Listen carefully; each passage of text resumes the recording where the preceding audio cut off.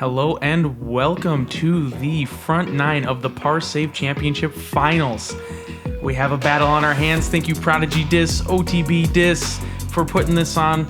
It is $700 for first place, $350 for second, and $175 for third and fourth. My name is Derek Sahr and I am with...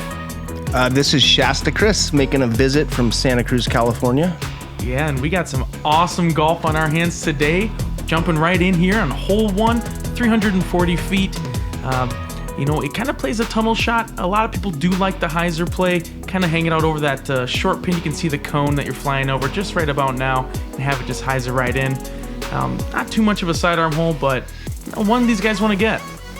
Yeah, it's a nice, pretty hole for hole 1. We're here for the Par Save Championship. We got 4 awesome golfers behind me. They started out in the quarterfinals, won that. They went to the semifinals and won that.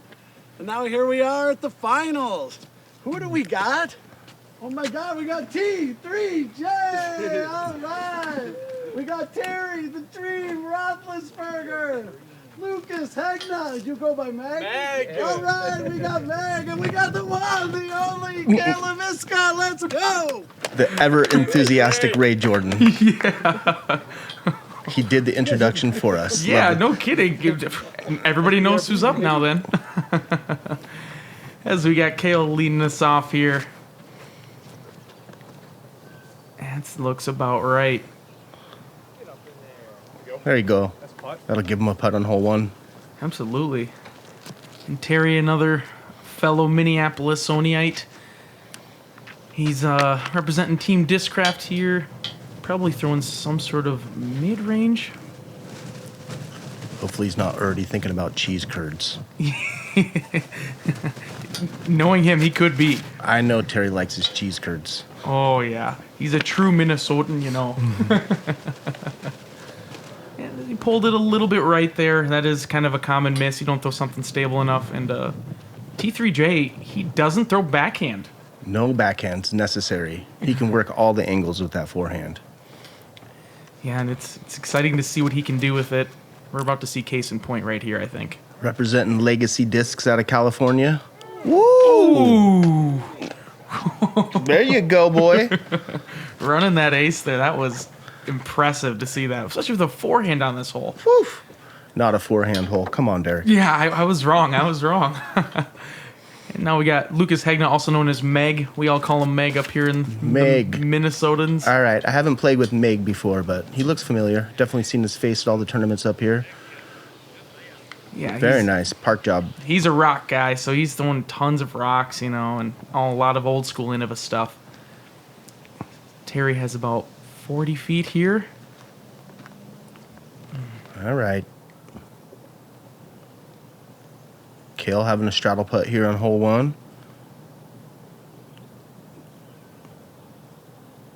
Ooh, both a little timid putts to start here. Yeah, I could see the nerves setting in a little bit. Whole first putt of the day, it's always a little tough. No matter how experienced you are, or what's on the line, if you care, you're going to be a little nervous on hole 1. Exactly. There we go. T3J nailed it in there. Look at that slow-mo. He gets really low on his putt. Oh, yeah, those Prodigy baskets are catching that all day. Very nice. Mm-hmm. Meg, another left side putt going in. Hey.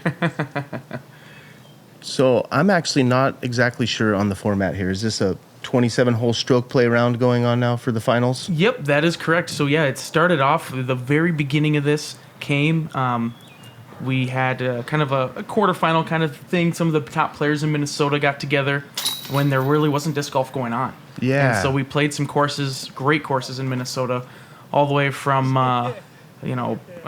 Fairmont, Minnesota, all the way to up here in Minneapolis, and everywhere in between. I saw some of the previous videos at the Preserve because I know I was curious before I came out here and I want to see some footage. So I saw a little bit of that. I think it was a foursome and then the top 2 scores went on to the next level. Okay, so. Yep. And now we've made it to the championships with the top 4 here. Well, Yeah. And those two going into a hot start. All right, so here we are into hole 2. This is a combined hole, par 4. You kind of get to here and you get to pick your left side, right side kind of gap. Very technical 450-foot par 4, but it's definitely a true par 4. We'll see. Some guys like to attack it more aggressive on the left side with the forehand, or maybe get out to the right side. Pretty much choose your adventure on this hole. Yeah, I kind of like holes that are shaped like that, where, you know, you can go one way or another and, like you said, choose your own adventure. I agree. I like that too. It's kind of, you're never going to play the hole exactly the same 2 times in a row. This T3J gets a pretty good kick back to the left there. I imagine that's Meigs with the rock. He said he's a rock thrower. Big time. Caught early tree, but it looks like he'll stay kind of in the fairway. Oh, Cale throwing a putter. An interesting choice. I'm joking. He's the putter master. He's the putter man. Keep it in the fairway. Keep it in the fairway. Make the putts. Looks like a Luna from Terry here.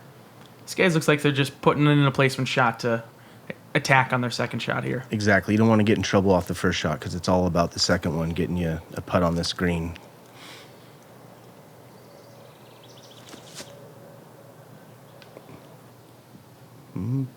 Looks like it got sawed off a little bit. Meg trying to gum up that left side gap. Yeah, he's now gonna have the right side gap. You know, now he's on the right side. Exactly. A little hairier to the right, in my opinion, than the left, because they recently mowed out this left side here that used to not be an alleyway. Actually, it used to be some OB over there. The last time I played this course actually was 2018, and this was not a fairway yet. We played this hole, but you can only go the right side unless you got in trouble and tried to whack your way through the trees down the left side, but that's not recommended. Yeah, it's a tough hole, and the left side, I'm kind of glad that they opened it up because it does give you that option. This Cale kind of has something tricky. Kind of surprised he's not going to hyzer here, honestly. Yeah. Your boy likes his Anheuser's. Proving me wrong, Cale, as usual. And Meg just trying to get something close here.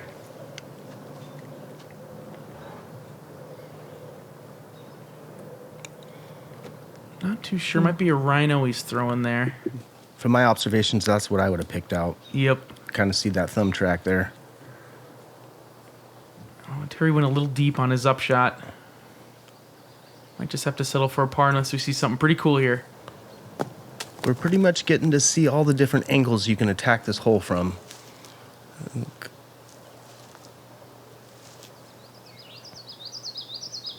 T3J definitely wanting to hit this putt. Looks like he's got a little bit of an obstructed putt with that tree on the left. Oh, yeah. He came out to play. Look at that laser focus. Yeah, man, he gets that putt so low and just gets a lot of power behind it. It is, but his stance is so solid, though. Mm-hmm. That was clean. Attaboy. Great putt. 2 in a row. 2 in a row. I'm having a hard time keeping a track of them on this one, but I think that was the last chance for birdie, right? Believe so. Oh, I think Cale is also parked up for the birdie. Okay, that's right. Wow, looks like some headwind coming off of that little ravine there as well. Man, a great save by Meg. Getting the par there.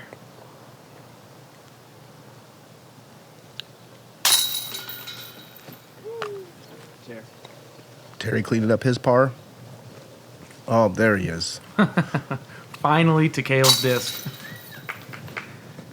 So when exactly did this round happen? Ooh, I believe this happened, I would say, about a month and a half ago. Okay. Now that we're doing this right now. Maybe 2 months ago at this point. You know, time sure does fly. Yeah, it does. I was just noticing Cale's hairstyle. He's looking a little shaggy there. He's a little cleaned up now. Yeah, we're all still in quarantine at this point, so we're letting it go. At least he doesn't have that dirty stash. And, you know, this hole, the infamous 444, par 4, just such a pretty hole. you just want to play something right up the middle, landing about here is a pretty great spot, That honestly. would be great, yeah. Yeah, and then actually, big shout out to Patrick Christie during the Majestic. He threw it in for 2. Wow. Yeah, I got to see it on his card. It was one of the craziest 2s I've ever seen on this hole. It looks like the macaroni and cheese M4 there. Oh, okay. So he throws a pretty mixed bag here, right? Yeah. I see he's repping the Legacy on his shirt, but... Yeah. Oh, wow, that's good. That'll get you up the fairway nicely. I'll reach out from there.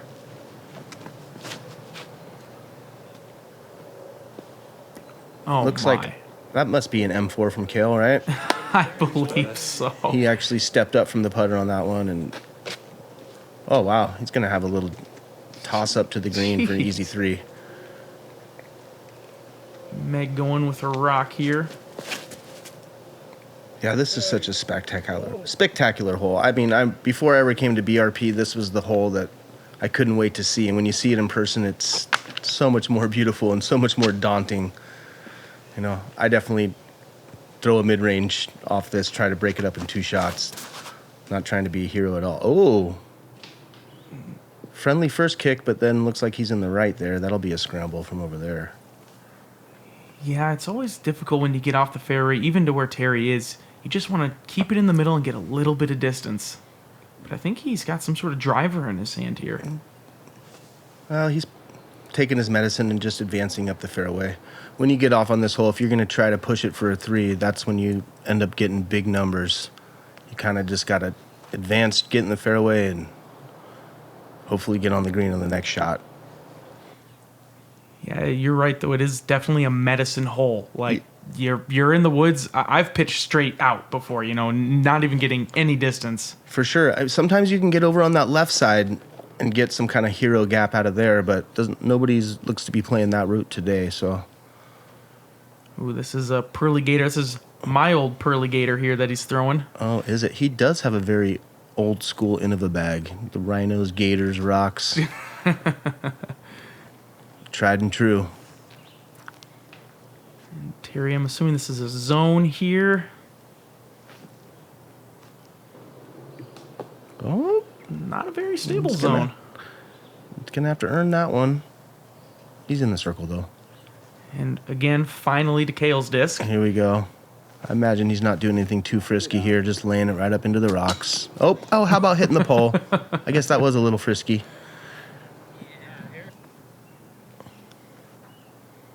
And Meg for his par here. Looks like he's putting with P2s. I know he switches between KC Aviars and P2s, so from Discmania. A little low. Just outside. It's hard to fully commit to that putt. Looks like just inside the circle here for Terry.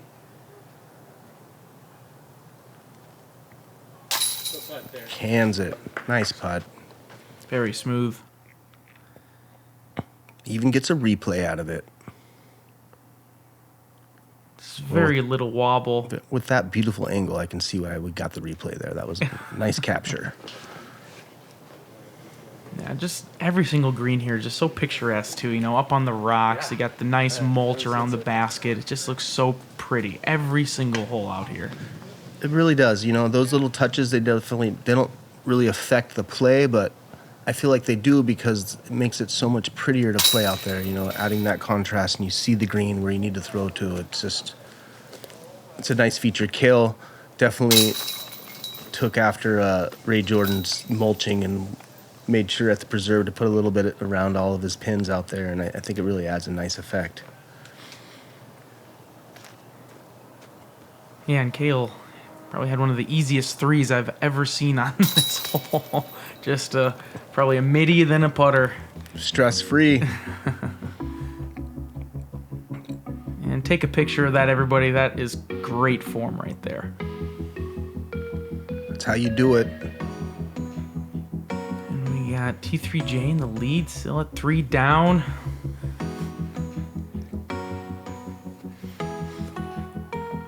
All right, so here we have another combined hole here, hole 4. This This is another doozy. You want to do a nice little slow turning left to right controlled shot for the first drive to get in this landing area. And then you basically have OB on the left on the approach to this one. This is a great par 4. This is actually one of my favorites on the course. You really got to throw committed shots, especially the second one over all that OB to get a 3. It's okay. It rolled down a little. Yeah, I think during the Majestic, this played as one of the most difficult, if not the most difficult hole on the course as well. Little late tree. That's the unfortunate thing about throwing a backhand. You get that spin and it's going to kick you hard. I think a forehand won't give you such a harsh kick over there, but we'll see how Terry attacks this. Oh, looks like it flipped up a little bit on him. You hit a tree square, you hit a tree square. That's what's going to happen. I imagine Meg's going to throw a nice little turnover rock, something seasoned here. That's the way I attack this hole. I throw a squall, try to get a nice little turn, get in that landing zone, go from there. Yeah, that's a great spot to be. Yep. A little late tree, but he can still attack from there. Ooh, Terry looks like he's attacking over the OB here. Yeah, you know, it's an interesting format here. It's stroke play, but you also want to get on top, and third and fourth are pretty much the same thing. So you want to finish in the top 2 in this, but obviously you want to get first. So you gotta attack in these positions. And look at that, he did, and wow, he executed it. That is amazing. That shot is so difficult, too, to be able to control that hyzer on a forehand like that. And those guardian trees that are on the other side of the OB, breathtaking. Crazy. As T3J, I know, also going for it. Well, he got through there. He threw a good shot, hit one of the last guardian trees. It'll give him outside the circle putt. Cale, oh no, he's contemplating forehand. This is a once every 3-year event. Oh, wow. Holy moly. Forehand roller? You know things are tight if this is happening. We're going to see something nobody's ever seen before. I'm trying to remember the last time. I've played a lot of rounds with Cale, and this doesn't happen. And this is just to get out of the trouble and get in position for the next shot. But it looks like he did it well. I didn't hear any tree wax. Yeah, I think he just played right to that short tee there, which is exactly where you want to be. Well, Cale's... That was perfect. Meg throwing that, I think, Rhino. I'm going to go in out on a whim and say that's a Rhino there. Jeez. Look at that. That's a seasoned vet right there. Pitch out to the most probable place to get up and down. Throw up there, get your 4. Yeah, and this hole is showing why these guys are all here in the championships as well. Definitely. They're shot makers. They're here to ball today. This would be a big putt for T3J. I'm feeling it. Oh. Gave it an effort. And Terry with probably one of the best birdies I've ever seen on this hole if he gets this in here. Wow. He hit so early on the tee. Definitely, he did not get nearly halfway off the tee, and that was an incredible shot. He got rewarded for going for it and executing. And they're just cleaning up here. And now, since we got a little moment here, just want to make a huge shout out to Ben Kroll. Big congratulations on his daughter, Grace. That is why he cannot be with us tonight, but big shout out to Ben Kroll. Congratulations, man. Congrats, Ben. That's awesome. You know, I got the last minute call to come in here, and I didn't really know why, and I found out, and way to go, man. I imagine you're going to be a good daddy. Yeah, he is. That's for sure. Knowing old Benny boy.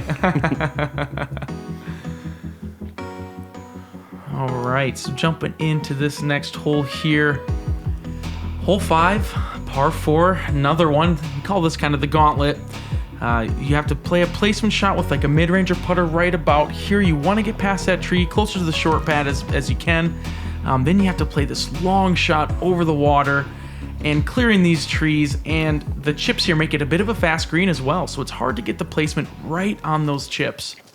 It's true. This hole is so inviting to the eye, especially after these previous really tight par fours. No, I got 5. You know, you got to throw a very controlled shot off the first one. You can't throw too much distance. I've never seen anybody attempt to go over the water on their drive. It's just not really worth the risk. So most people will be throwing either a putter or mid just to get, there's basically the cluster of like those 4 trees. Usually you try to hyzer right in front of them and get into that little landing zone, or you can go straight to the right of them. You don't want to throw further than 300 feet, though, off this drive. Yeah. You're going to go in the water. Apparently, there is a rumor that Garrett Gerthy did clear the water during one of his rounds. Well, I believe it. Garrett, he has the distance to get to this pin, and I know he likes to appease the fans and his card mates, so he's the one guy who's going to go for that shot. Just talk him into it. Yep, exactly. If you're playing a practice round, he'll probably throw his whole bag trying to get there for you. There's that mac and cheese M4. Wow. I don't know if this is... There's not a better spot on this hole that Crafty, you could be. crafty. Yeah. Just past the short pin, the short pad, just before the water. And Cale also showing you exactly how this hole is done. Wow. Well... Imagine he knows how to throw the short pad, so he's going to be a few yards in front of that. And Terry throwing maybe something flippy here. It's got to get pretty straight. Oh, it is. Oh. Nice, going for the forehand turn. Whoa, looks like some course debris got in his way from excellence, but he's still got a good putt there. Meg has this tight gap. You have a little gap between these trees. It looks like he's kind of taking his medicine a little bit as well. Just getting that 4 if he can. He's going to have a little tight, crafty little upshot from over there. You don't really want to get too far on that right side, and it's well protected. Cale in a prime spot here. Mm-hmm. He's always falling away from his disc. Falling away, watching it, smiling, styling, parking it. That's how you throw a mid and a putter for an easy 3 on hole 5. And now we got T3J. I think he's throwing the same disc that he threw off the tee here, which is, it's crazy. His crafty mac and cheese. Oh. Jeez. I don't think that's what he was kind of turned it over a little bit and ended up hitting a little cross stick there. Probably be scrambling from a par there. Megan may have a bit of a blind shot here. I don't think he can see the pin from here, but he's got to put a lot of anhyzer on this. Oh, perfectly played. Great upshot.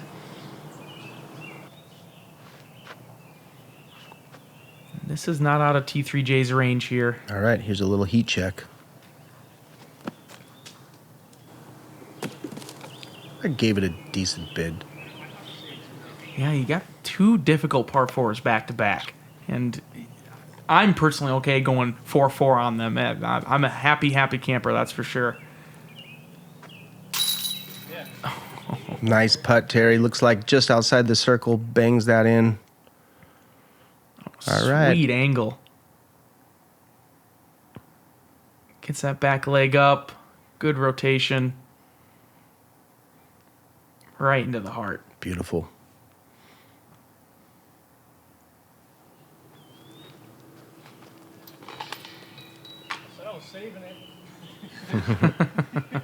Sounds like he called that shot. Well, Cale always adding the style flair.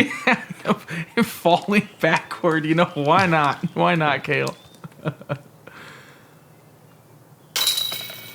And all of these guys are great friends. Everybody knows everybody, so I can imagine all these guys are just having a great time on this card as well. Definitely. There's definitely a relaxed vibe going on, but you can tell, though, they're all hungry to win it. There's a friendly competitiveness going on. It's a tight battle. We got T3J at 3 under, Cale at 2 under, Terry 2 under, and Lucas at 1 under, so... They're all within 2 strokes. Anybody's match right now. Here's a great par 3 right here. This is just a beautiful tunnel shot. 372. It's a nice basically, I like to attack it with a nice hard hyzer flip up, controlled shot. Hopefully get it on those wood chips and get it too. If you get off course, anything can happen on this one though. Could end up back over there on hole 4, which you don't want to do that. Yeah, and I've seen kicks like that happen multiple times because you have to put so much power on the shot here. Oh, well, Terry kicked the other way.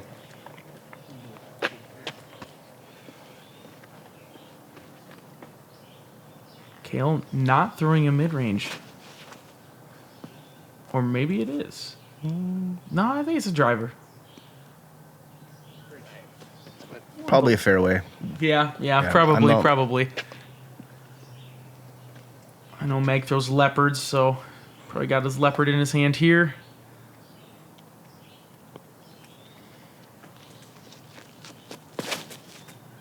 That initial gap is so difficult, but that looks great.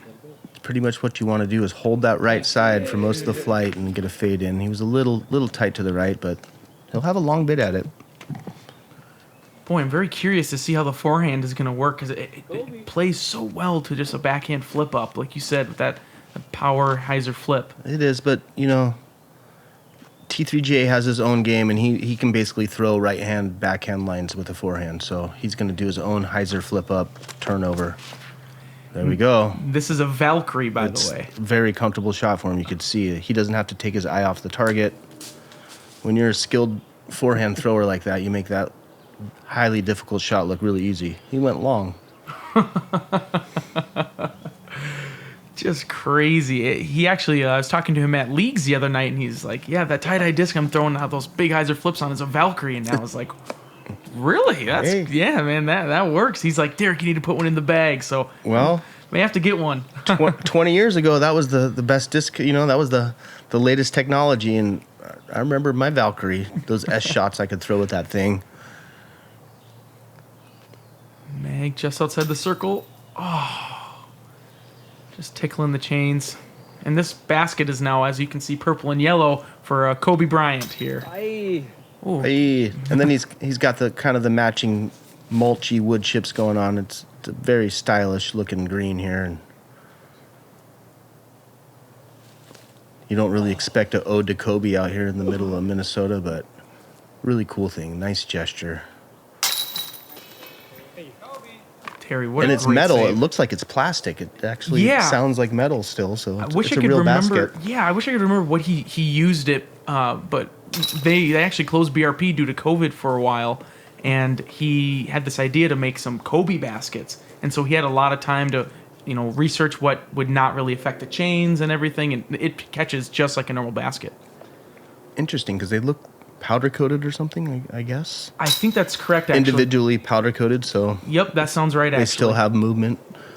I imagine that was a expensive process, but it's worth it. Look at that, beautiful.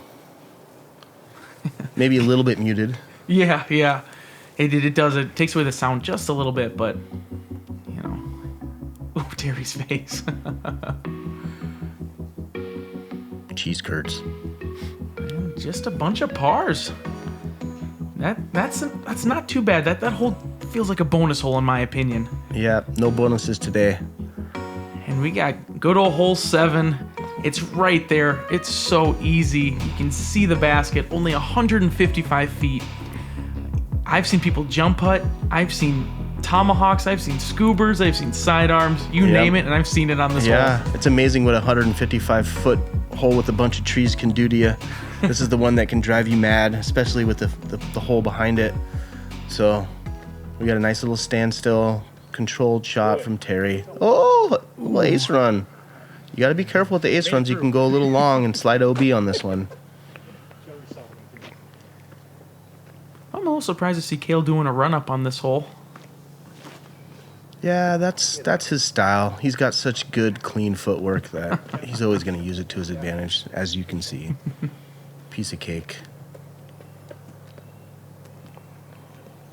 And Meg, I think, opted for the jump putt. Looking like he's lining up the jump putt. Ooh. Oh, using full. Looks like a rock as well. It was. Yep. He kind of used all the right side he could on that one. I thought he was going to whack that tree, but he got just by it, parked it.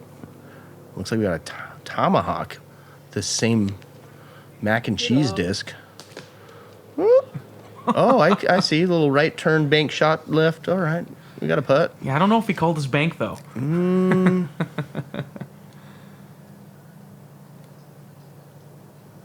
This would be a great putt. Oh, just a little high.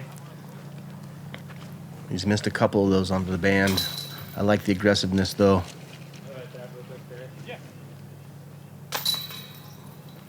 Yeah, this one always hurts to miss. It's It does. you see it right there, but those trees are perfectly placed to.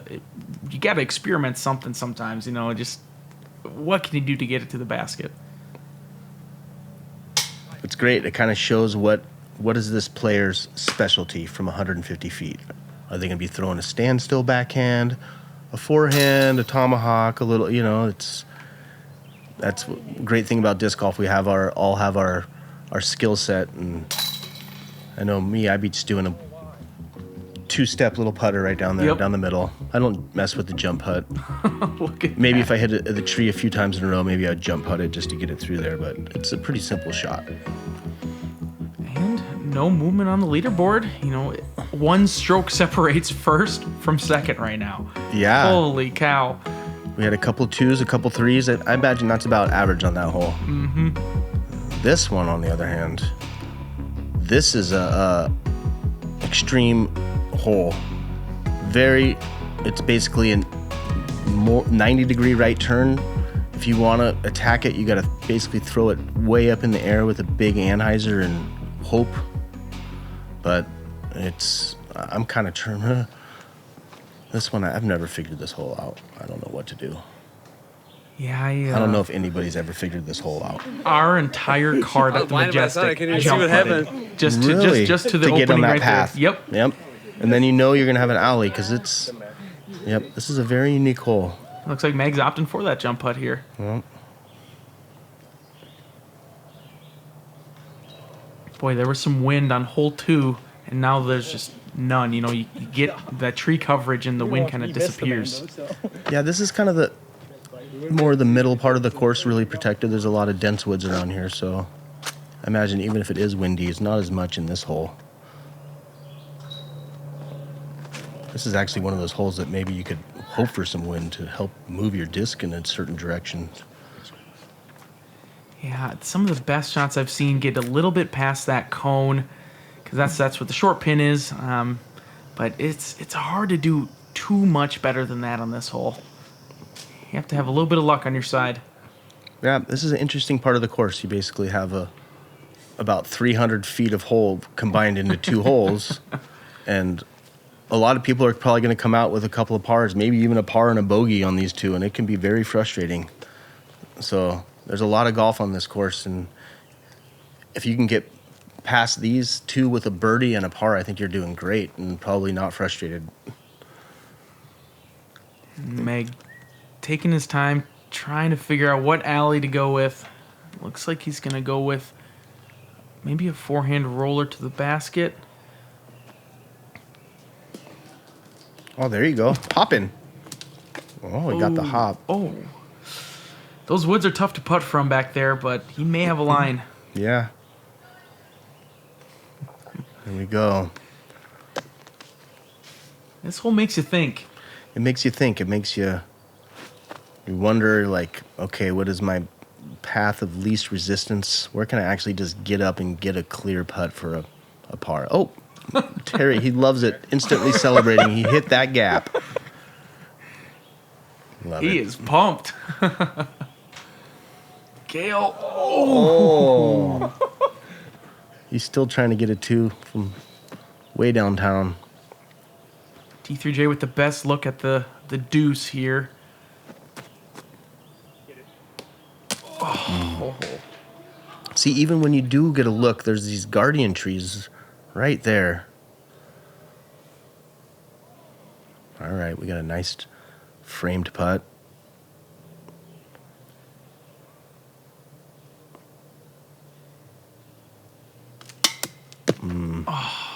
Pulled it just a little. Yep. It looks like he uses his AVRs for straighter putts and the P2s for the open putts as his normal putt. Yep, that makes sense. One stable, one straight. And they'll just be cleaning up there. Yep. Looks like we had 3 pars and a bogey on this one. 165 feet. That hole is very, very interesting. Just straight up with the hyzer with the forehand. We got a little bit of movement. Not too much, though. You know, there's not a ton of separation on that hole. As Meg drops 1 back there and only 2 back from the lead. Yeah, it's still a tight battle. We're all within 2, and so all these holes are pretty much 2-stroke swing holes, so anything can happen, especially this one. Yeah, hole 9, 520 feet. A lot of people like to play the backhand straight with a straighter driver landing right about here, or I've seen power sidearms even get up to close to the pond, Ryan Sheldon, and then you have to clear the pond to get over to the basket. Okay, looks like he didn't turn that one enough. Yeah, safe hyzer out of the gap. I'm sure he'll have something, though. He'll have a choice to make if he wants to go for the green there. And there is a net to the right, so if Terry does saw this off a little bit, he gets a meter off of this net, as you can see. Oh, He went past the net. Oh, wow. he got some drainage hose, but, you know, it's a little guarded there. Yeah. But he's close to the pin, so I imagine he'll have some kind of creative way to get to there. Jeez, he has so much power on his forehand. He says he's been working a lot on that during the off season. To keep competing on the top level of the Open, you need it these days. You got to be able to throw from both sides. Cale still makes magic happen with only that backhand. Looked like T3J threw his signature Valkyrie, just dead straight, hit the tree, sat up perfectly. Meg going with his rock here. He's been throwing this one a lot. No, is that a old Ching rock? It looks like it has a colored. Yep. I believe it is. I know. Yeah, he's got a collector bag, but those are the ones that fly true. So I like Meg's style. He reminds me a lot of NorCal golfers. Been throwing the same discs for 20-something years, and they go right where they should and smooth. As he hits the propane tank there. Jeez. Watch out. Yeah. That's Oh, look at this. Cale's bringing out forehand number 2. Tongue out, forehand out. Oh, whoa. Yep. Well, he might get relief from that net you were saying over there? Yep. Okay. Get, I believe, a meter relief from that net, so he should have a nice little turnover backhand from where he is. I believe that is a breeze. Whoa. Oh, what? Bad reaction off that log. And that's a scary putt because he's putting back at the pond, you know, with the pond being right there. Yeah, the pond. If that's what you call that thing. It's mucky. Yeah, it's always green too. Your disc, if it just barely slides in, you can't. It disappears. It's stressful. And you were right about Terry's shot here. He looks like he does have a pretty good gap. Just aim for the trailer. All right, little hyzer. Oh, perfect. Quite a good sidearm to get it all the way there. All right. I know there's no dying in disc golf, but I guess this would be the definition of a death putt. Mucky OB right behind the pin, but I don't think he's laying this up. Yeah, T3J kind of has that. The disc kind of falls into the cage kind of putt. Yeah, I can relate. We call that De La putting syndrome. Oh, that's right, with all the hills and how dry it is there. And yeah, it's definitely. And then we had old Mach 3s for all those years on basically cliff edges, so you kind of learn to drop your disc in the basket. Boy, Steve Rico's got that weird spin power putt. Crazy, man. Ooh. Yeah, pretty much the best putter ever. Yeah. And Cale trying to get his par here. There you go. Great save. All right, cleaning up another forehand par. Blow that off. He always blows off his putter. I know. I like to think it's an analogy because he knows his putting is hot and he's got to blow his putters off because they're on fire. I think you're right. I've actually never asked him because, he's my boy, and I'm like, we all have our little idiosyncrasies, and I'm like, I'm never gonna ask him about that. Like, it's just what he does. I'm gonna spread that rumor that his putters are just always hot. Yeah, he's always a they're great hot. putter. Well, he's he on is. fire, so he's gotta blow him off. Oh, Terry's getting happy. There's cheese curds in the background. Yeah, that Shaq's got him. That's for sure. I know. I keep teasing him about that. I just remember last time I was at BRP, he was on the lead card coming in at the Majestic on hole 25. Is that the last one that goes by there? Yep.